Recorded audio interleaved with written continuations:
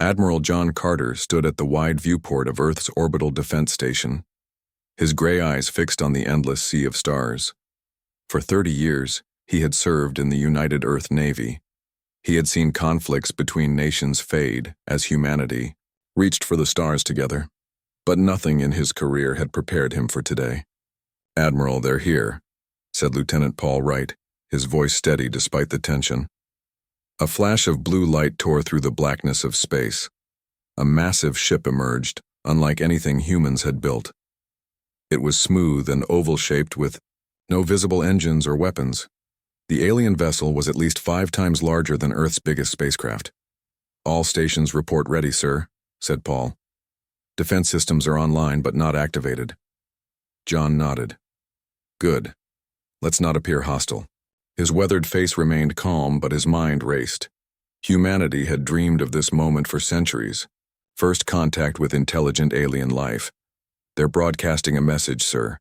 It's coming through on all frequencies and in perfect English." The main screen lit up with the image of a tall, slender being. Its skin shimmered with colors that shifted like oil on water. Large almond-shaped eyes studied them with clear intelligence. "People of Earth," the alien spoke in a melodious voice. "I am Ambassador Zilvax of the Galactic Conclave. We have observed your world for some time. Your recent advances in space travel have qualified you for contact. We come in peace and with an offer of friendship." John stepped forward. "I am Admiral John Carter of the United Earth Navy. We welcome you to our solar system. Your visit is historic for our people." The alien skin rippled with blue and green hues. "We request a meeting with your world leaders. There is much to discuss." Within hours, the world's most powerful people gathered at the United Nations headquarters in New York. The Grand Assembly Hall buzzed with nervous energy. Security was tight, with soldiers at every entrance. Lisa Monroe, Earth's top diplomat, smoothed her simple blue suit and checked her notes one more time.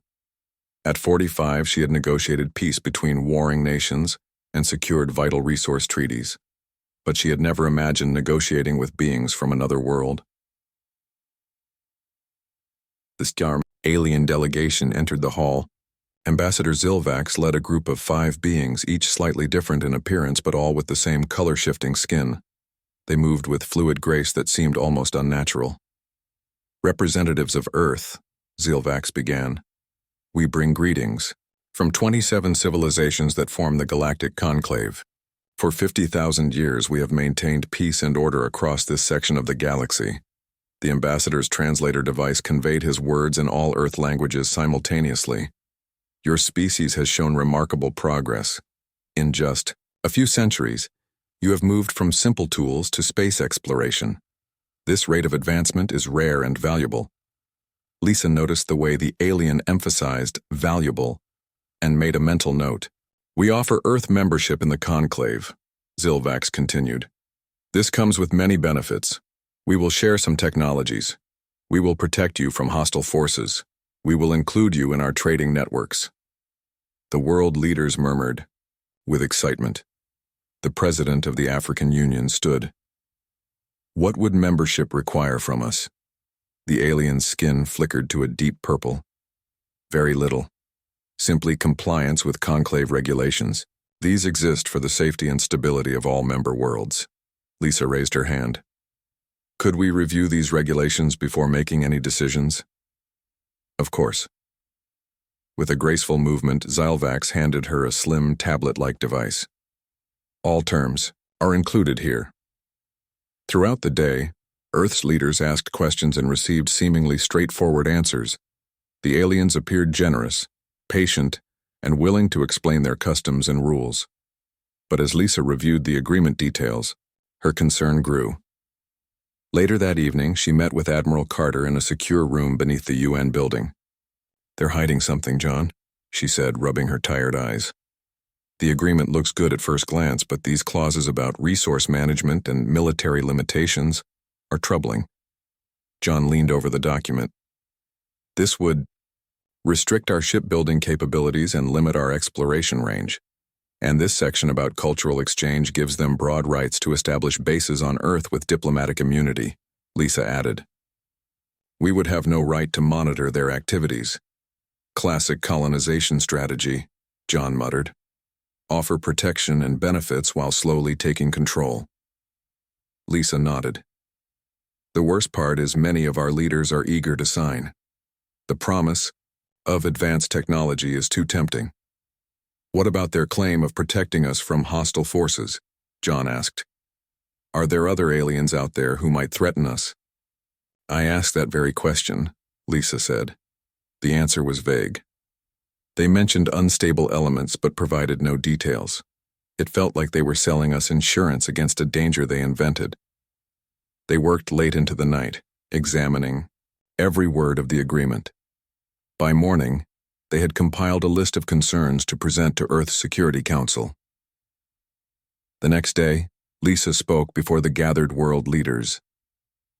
While the conclave's offer appears generous, we must proceed with caution. Several provisions would significantly restrict Earth's sovereignty. She outlined their findings, pointing out hidden clauses and vague terms that could be interpreted in troubling ways. Some leaders dismissed her concerns. You're being paranoid, said the European Federation president. This is the opportunity of a lifetime. Others listened more carefully. If they're truly peaceful, they should be willing to negotiate these terms, observed the Japanese prime minister. When the aliens returned for an answer, Lisa stepped forward as Earth's chosen spokesperson. The people of Earth are honored by your offer, she said diplomatically. However, we need time to consider such an important decision. We also have some questions about certain provisions. Ambassador Zilvax's skin darkened slightly. Of course, though these are standard terms accepted by all conclave members. Even so, Lisa pressed, each civilization is unique. Surely some adaptations can be made. Limited adjustments might be possible, the alien conceded. We will allow you time to discuss. We shall return to our vessel and await your response. As the alien delegation departed, John moved to Lisa's side. They weren't happy about the delay. No, she agreed quietly. Did you notice how the ambassador's skin turned almost black when I mentioned revising the terms? I think skin color may indicate their emotional state. John watched the aliens leave. We need to learn more about them before making any decision, and I think we should prepare for the possibility that their intentions aren't entirely peaceful. Lisa nodded. I'll request access to their ship for a cultural exchange tomorrow. Let's see what we can discover. As night fell over New York, the alien vessel glowed softly in orbit, visible to the naked eye like a new star. Humanity's first day of knowing they were not alone in the universe ended with more questions than answers. 6 months passed since the aliens first appeared above Earth. Lisa Monroe had been officially appointed as Earth's ambassador to the Galactic Conclave. She spent these months in careful negotiation, always finding reasons to delay Earth's final decision on membership. During this time, Earth's leaders allowed a small conclave delegation to establish a temporary embassy in Geneva, Switzerland. In return, Lisa and a small team of human scientists and diplomats were permitted to visit Centauri Prime, the nearest conclave outpost orbiting a star just over 4 light-years from Earth. The aliens transported them aboard a ship that seemed to bend space itself, making the journey in just 3 days instead of the decades it would take using Earth's best engines. Lisa stood at the viewing deck of Centauri Prime, a massive space station that housed representatives from 12 different alien species. The structure was beautiful with sweeping curves and gardens that grew plants from 100 worlds, but Lisa wasn't there to admire the view. Ambassador Monroe, the Trade Council will see you now, said her alien guide, a small furred being, called Miplo. Lisa straightened her uniform and followed Miplo through the gleaming corridors. For months she had requested this meeting, claiming Earth needed to understand conclave trade policies before committing to membership. Her real goal was to gather intelligence. The meeting went as expected. Lisa asked detailed questions about resource quotas and trade routes. The alien officials, 3 different species sitting together at a curved table, gave careful, rehearsed answers. Lisa noted how they avoided specifics about Earth's resource obligations. After 2 hours, the meeting ended.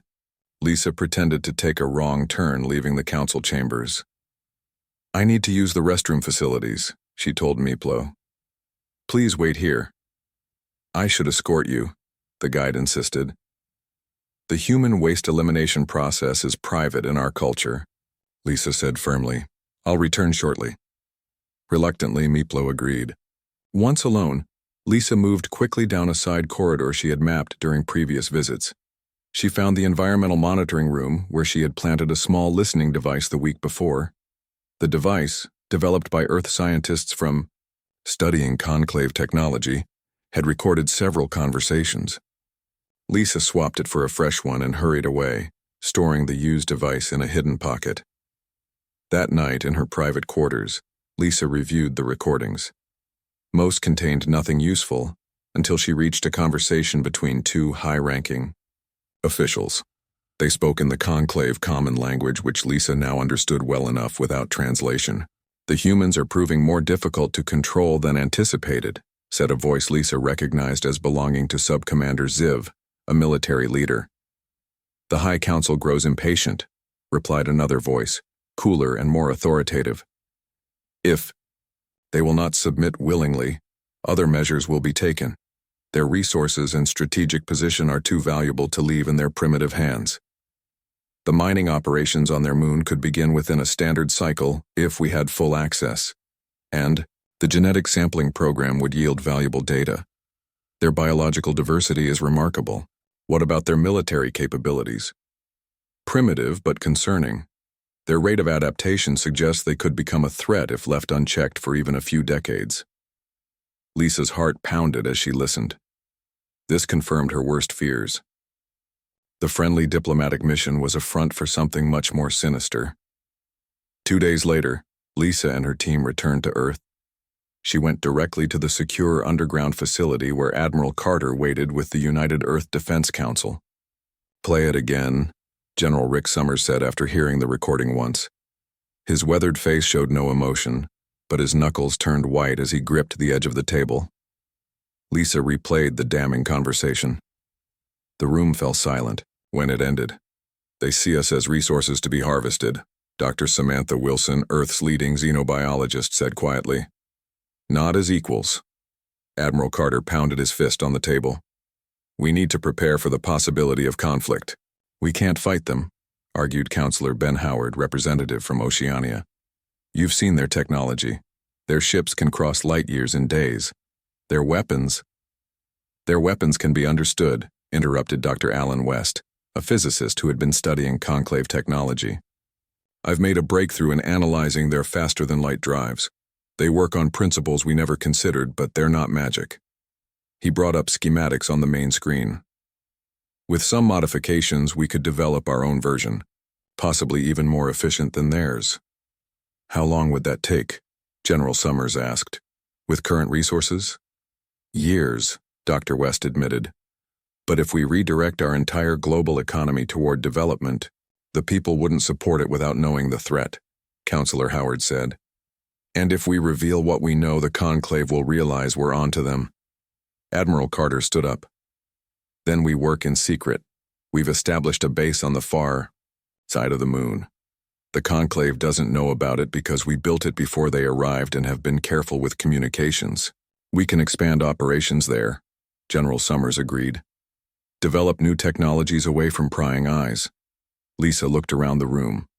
"While you prepare our defenses, I'll continue the diplomatic dance. Keep them thinking we're just being cautious and thorough." "The Conclave representative Zilvax has requested another meeting next week," Admiral Carter said. "They're pushing harder for a decision." "I'll find more reasons to delay," Lisa promised. "Religious concerns, cultural integration issues, anything to buy us time." As the meeting ended, Lisa pulled Admiral Carter aside. "There's something else. In the recordings they mentioned genetic sampling. I think they're already taking human DNA without consent. For what purpose? I don't know. But on Centauri Prime I saw laboratories. They had specimens from various worlds. Some looked like they were being used for experiments." John's expression darkened. We need to set up a counterintelligence operation immediately. Find out exactly what they're doing here on Earth.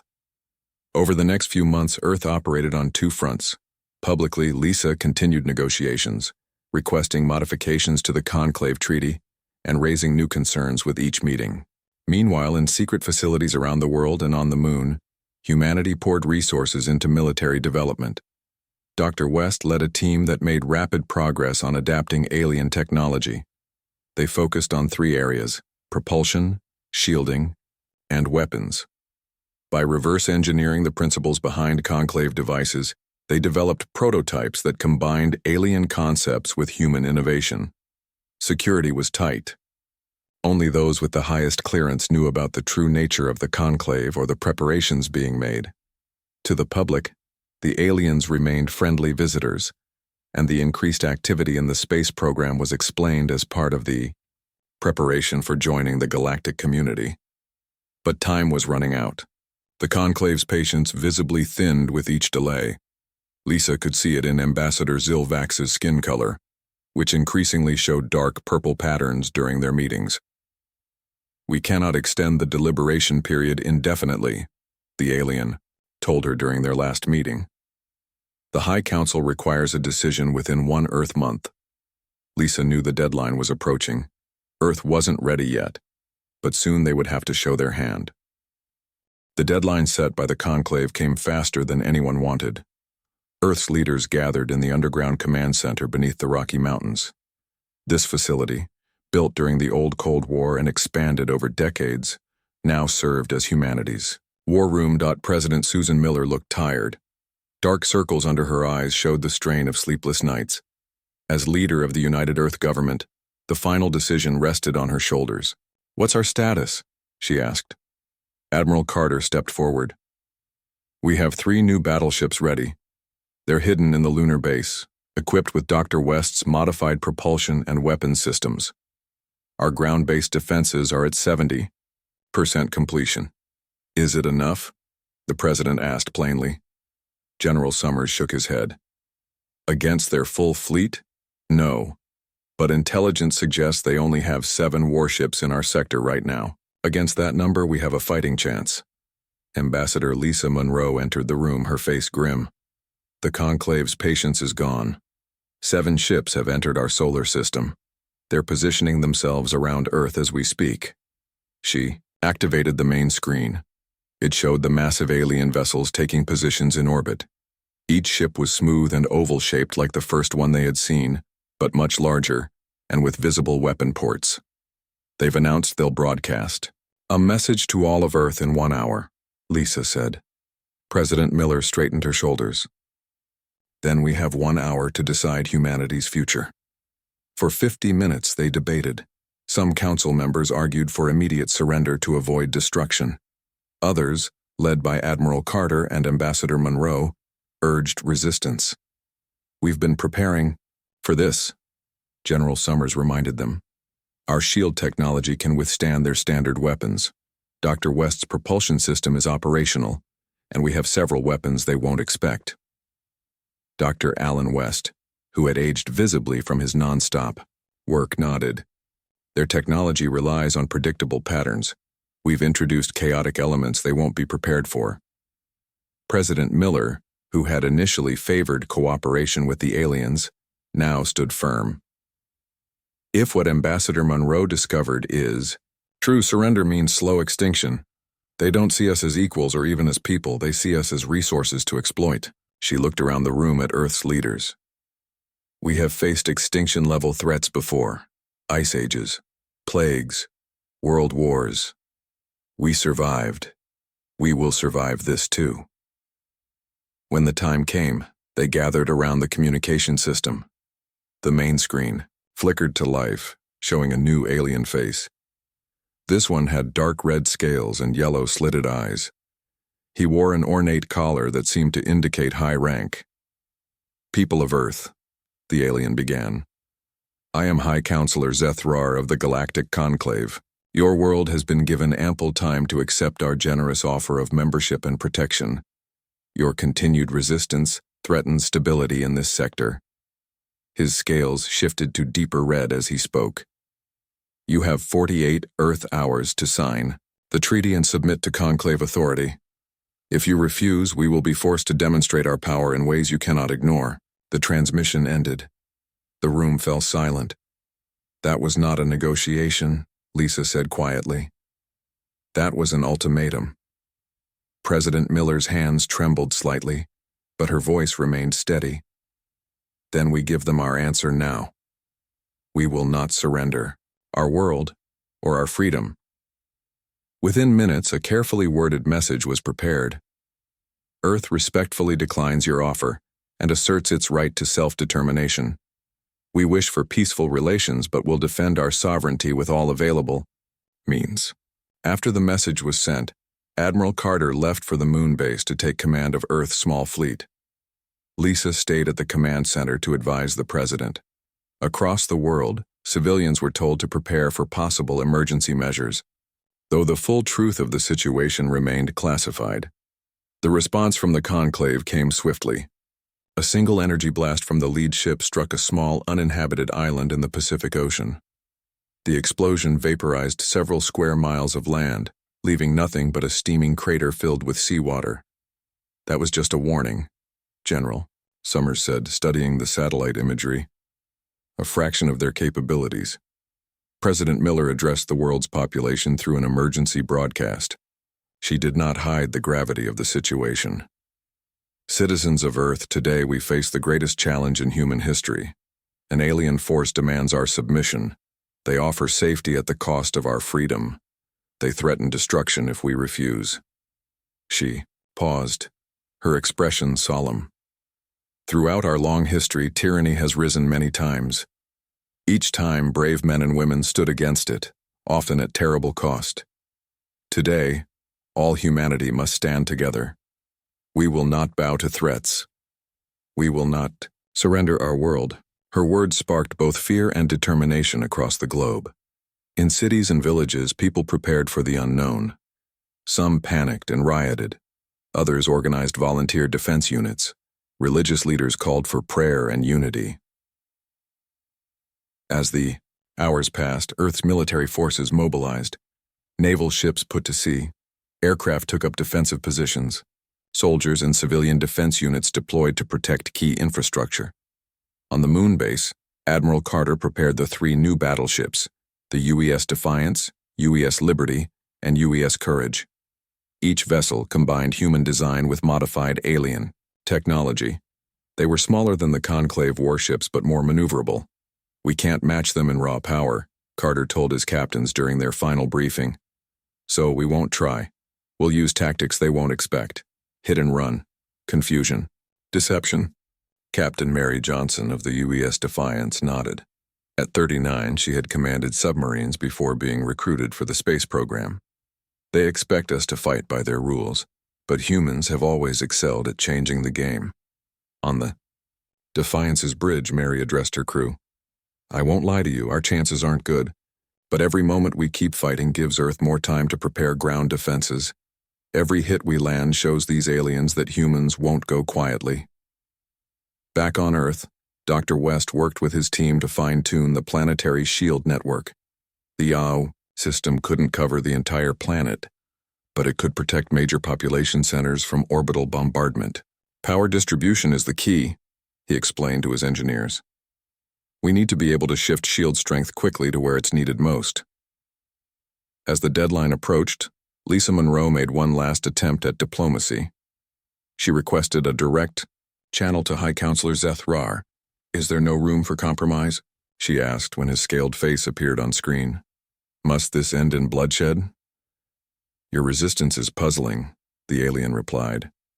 "Lesser species usually understand their place quickly." "That's where you've misjudged us," Lisa said. "Humans don't believe any species has a place above others. We believe in equality and self-determination." Noble-sounding words to mask primitive instincts, Zeth Rar dismissed her. "Your time expires in 3 hours. Prepare to submit or face consequences." As the communication ended, Lisa turned to President Miller. "They truly don't understand us.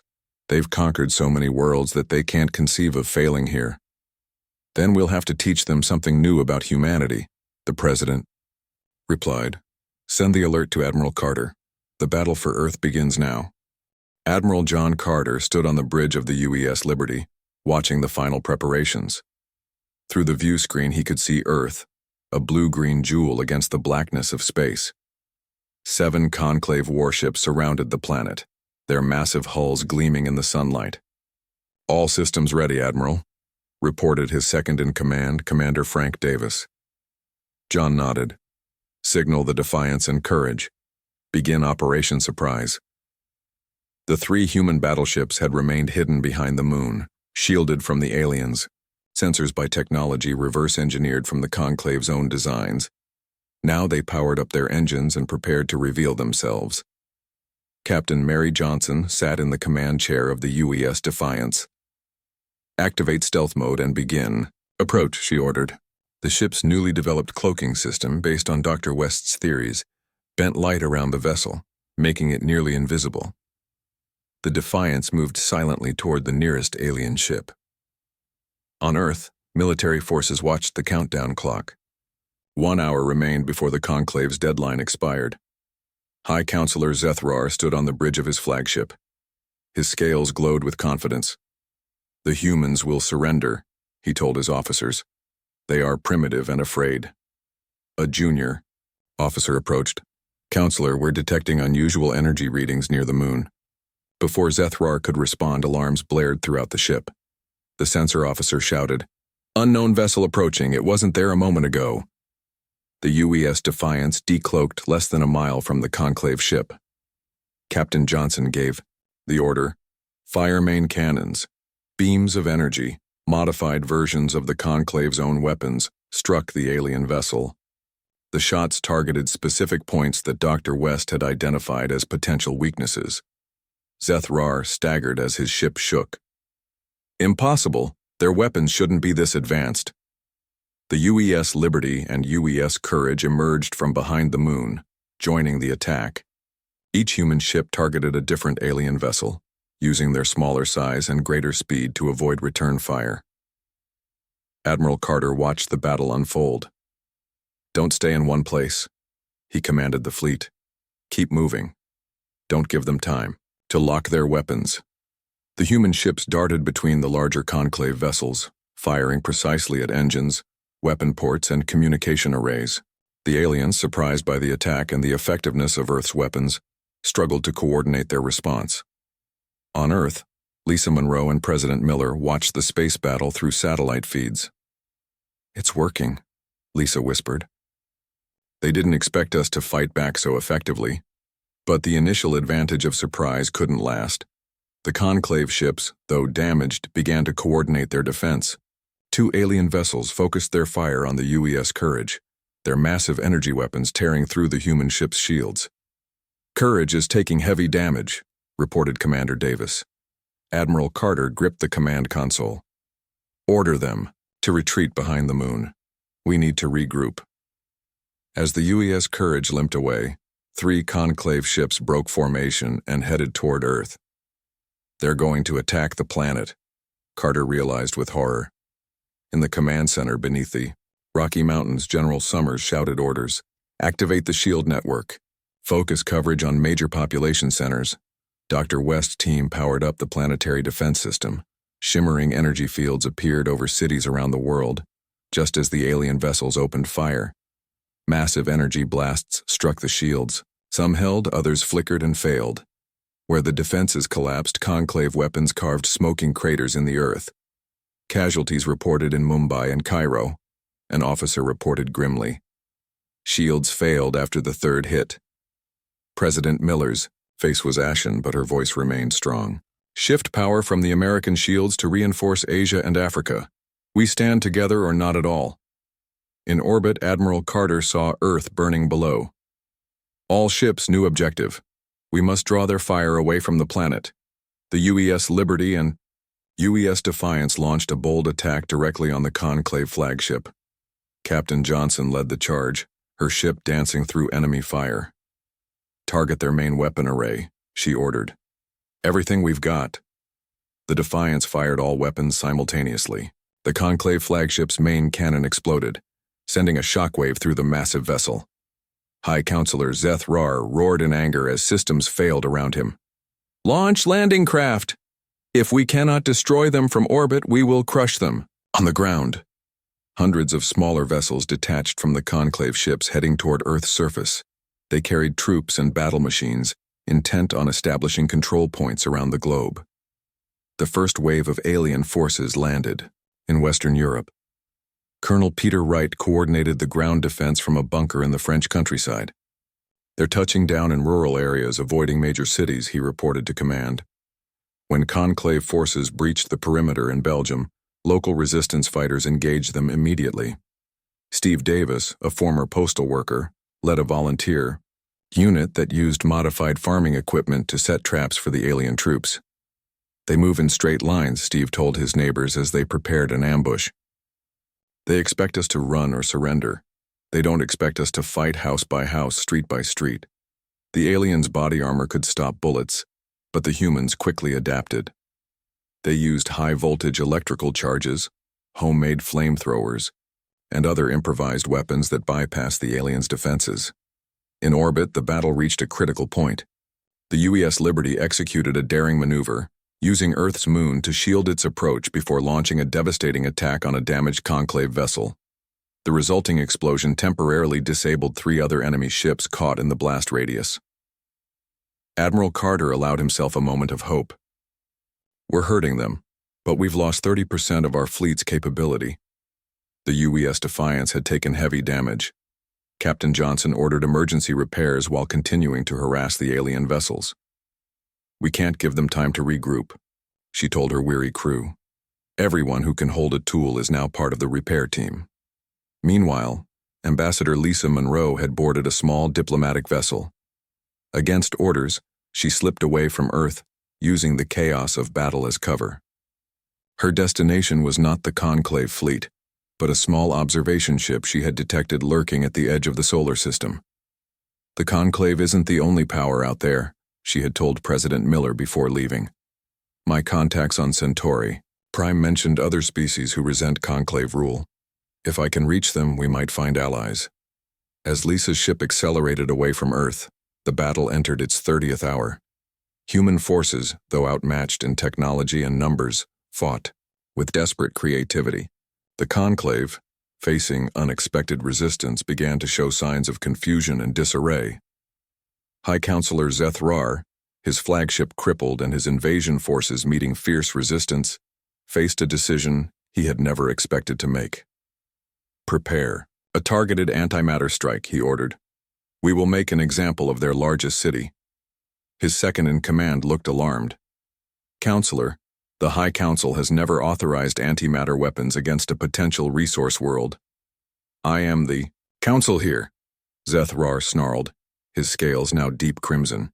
"These humans must learn their place in the universe." Ambassador Lisa Monroe's small ship approached the unknown vessel at the edge of the solar system. Her heart pounded as she broadcast a simple message on all frequencies. "I seek audience with those who watch the Conclave. I bring information of value." For several tense minutes, there was no response. Then her communication system activated. The screen showed a being unlike any she had seen before. It had 4 eyes and skin that seemed to shift like flowing water. "Human ambassador," the alien said. "I am Observer Krell of the Alliance of Free Worlds. We have monitored your conflict with interest. The Conclave attacked us because we refused to surrender our freedom," Lisa said. "They underestimated humanity's resolve. Now they prepare to use antimatter weapons on our cities." Krell's 4 eyes blinked in sequence. "This violates Conclave's own laws.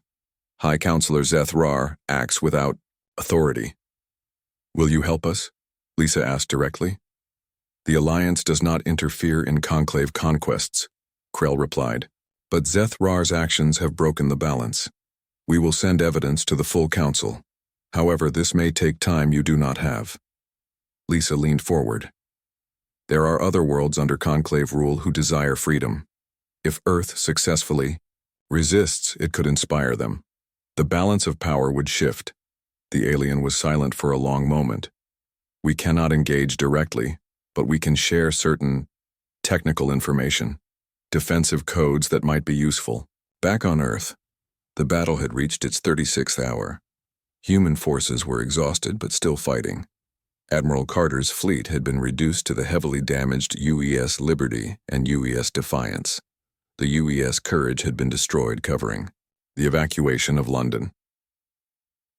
On the Liberty's bridge, Carter received an urgent message from Earth Command.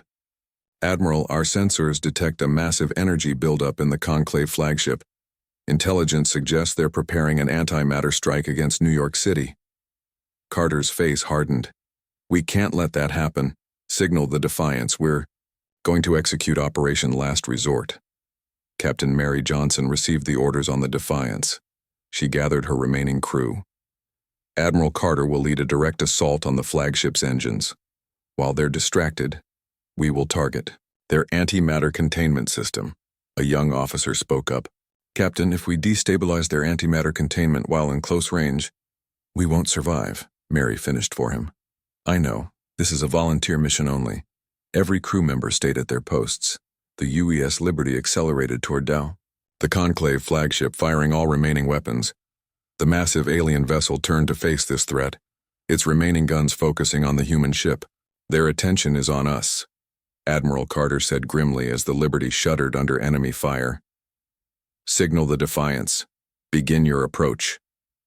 The UES Defiance, using the last of its stealth capabilities, slipped beneath the Conclave flagship.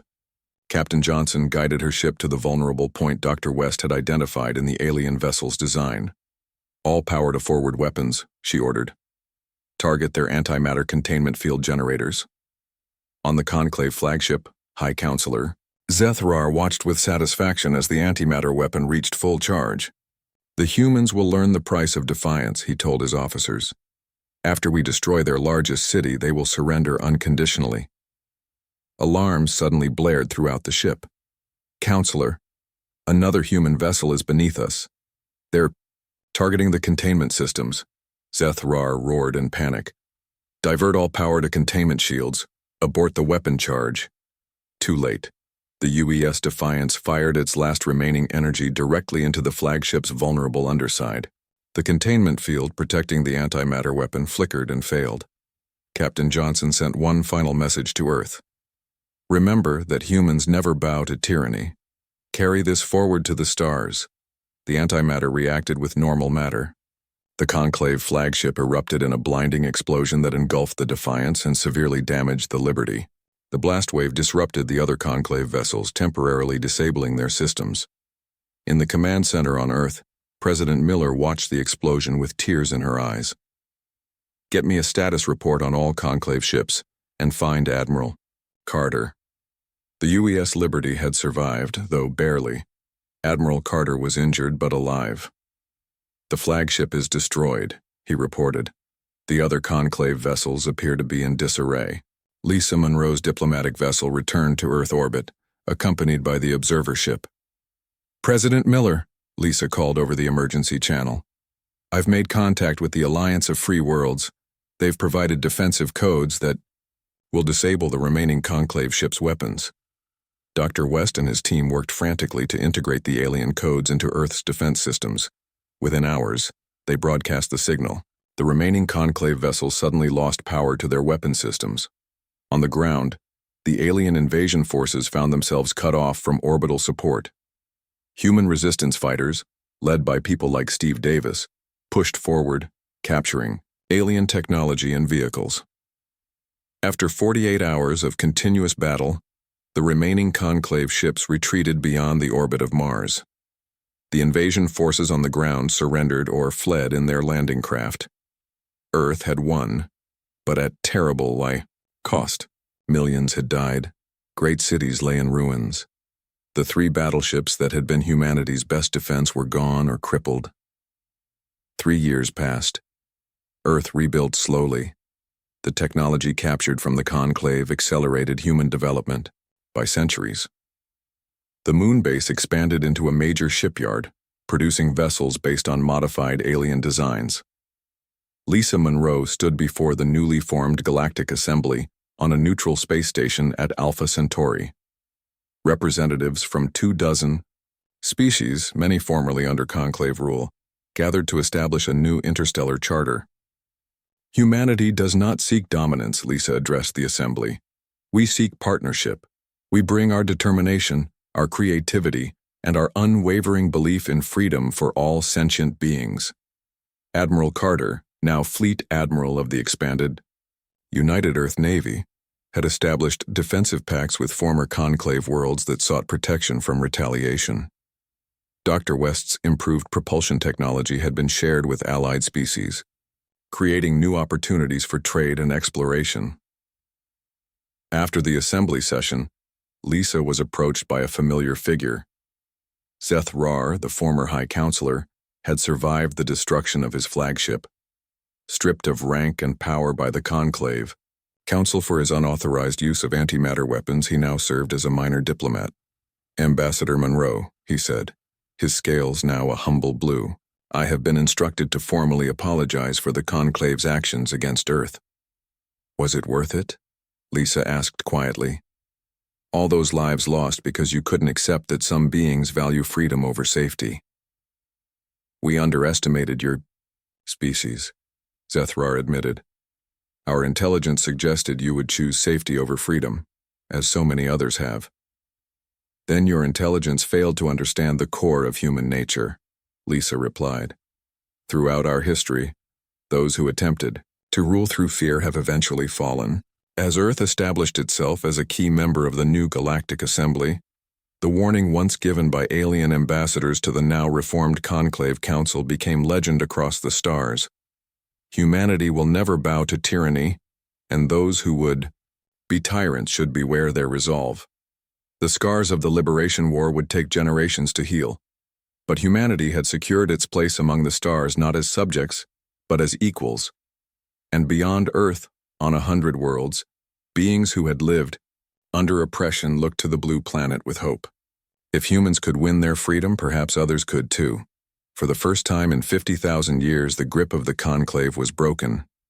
A new era had begun, founded not on dominance and fear, but on cooperation and mutual respect. It would not be an easy path, but as humans had proven in their first great test among the stars, the hardest paths often led to the greatest destinations.